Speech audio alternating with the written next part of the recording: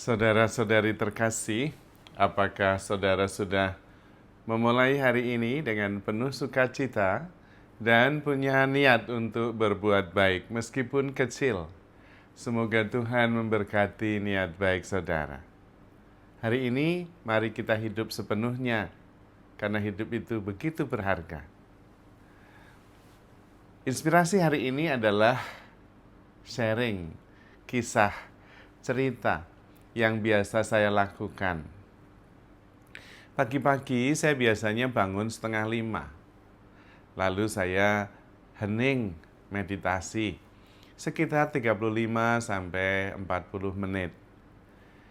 Dalam meditasi itu saya cuma bersyukur dan sadar bahwa hari ini hari yang baru. Luar biasa. Saya mendapatkan begitu banyak kesempatan, 24 jam free. Dengan segala macam kemungkinan bisa terjadi. Maka saya bersyukur. Kemudian syukur juga akan kesehatan. Dan banyak bersyukur. Karena kemudian bersyukur membuat saya menjadi sadar. Lalu menyadari bahwa memang saya ini dicintai Tuhan begitu besar. Maka hari ini akan banyak bersyukur. Lalu kemudian saya menyadari bahwa saya siap untuk mengalami segala sesuatu hari ini. Karena Tuhan sudah punya rencana ini pasti hari ini. Untuk saya dan untuk banyak orang. Lalu dalam rencana itu Tuhan mengizinkan saya terlibat di dalamnya. Nah, pasti itu. Kalau saya masih hidup itu pasti karena Tuhan masih mengizinkan saya terlibat dalam rencana yang di dalamnya saya bisa buat sesuatu. Nah, maka kemudian saya membangun sebuah motivasi. Wah, kalau begitu hari ini saya akan semangat untuk menerima apa saja, mengalami apa saja, mensyukuri apa saja, dan memberi yang terbaik yang saya bisa. Nah, gitu. Selama 35 menit sampai 40 menit merasakan kasih Allah itu. Kemudian biasanya saya keluar ke lapangan parkir sambil doa rosario. Bersyukur kepada Tuhan Yesus, kepada Bunda Maria. Bersyukur. Sambil jalan itu ternyata juga memperbaiki mood. Lalu meditasi jalan ya. Menyadari langkah kaki, menyadari pohon-pohon, lalu kemudian menyadari sekitar. Dan ternyata itu menakjubkan sekali. Burung-burung jelas berkitau banyak sekali.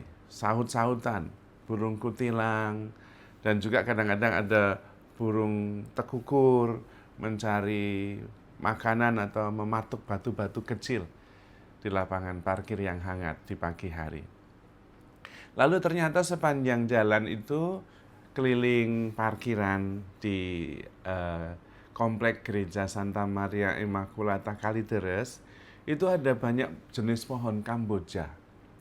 Ada yang putih, ada yang pink, ada yang campuran. Pinggirnya pink, tengahnya putih. Dan itu ternyata indah sekali. Kemudian juga ada pohon kedondong di ujung. Buahnya sudah mulai besar. Lalu juga ada pohon mangga, ada beberapa jenis. Dan kali ini bunganya sampai di ujung.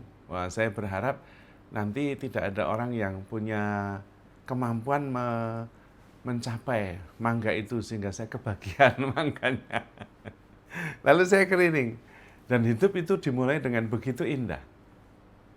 Kebiasaan sederhana ini ternyata menyiapkan saya untuk melihat kehidupan sepanjang hari ini dengan perspektif yang lebih luas. Kalau terjadi sesuatu, it's just part of life.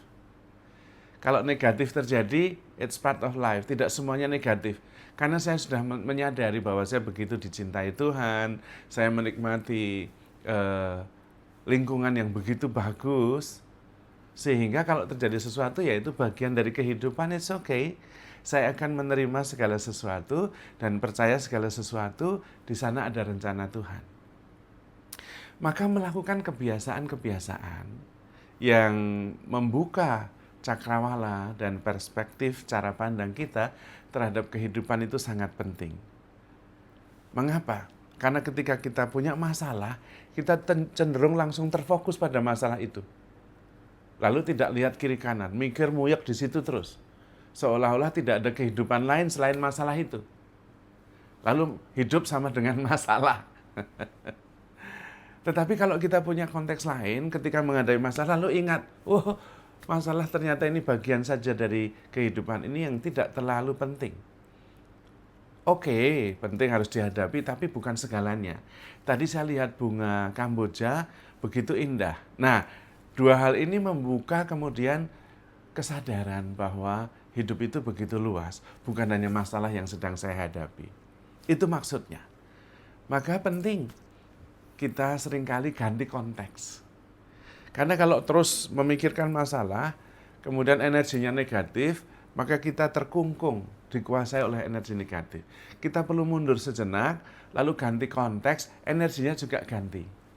Seperti misalnya contoh sederhananya, di ruangan yang sumpek, banyak kotoran, energinya negatif, banyak orang yang toksik, waduh kita seperti terbekap, tidak bisa nafas. Kita perlu ganti konteks keluar, hirup udara segar, dan sadar bahwa hidup bukan hanya itu. Itu pentingnya kita mempunyai kebiasaan-kebiasaan, terutama di awal hari, untuk melihat kehidupan sepanjang hari itu dengan perspektif yang benar. Karena sebetulnya banyak sekali kekeliruan, salah paham dalam cara pandang kita. Dan kalau kita kemudian hidup, membangun hidup kita atas cara pandang yang keliru, ya susah hidup kita. Misalnya, kebahagiaan saya ditentukan oleh orang lain. Kalau orang lain marah-marah dan menghina saya menderita, saya terhina. Nah itu false belief. Tidak. Kebahagiaan tidak ditentukan oleh orang lain. Orang lain marah-marah, menghina saya tetap bisa bahagia kok.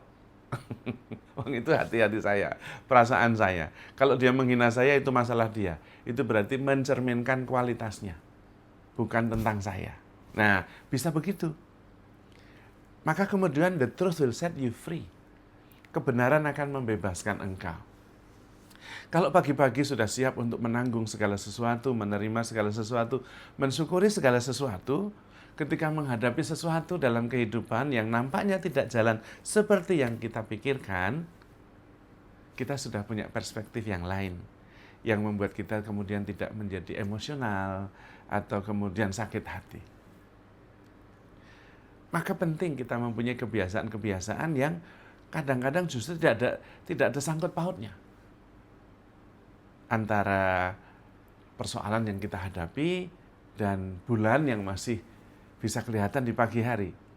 Itu tidak ada hubungannya. Tapi justru menunjukkan ganti konteks, ada konteks yang lain, dan juga ganti energi.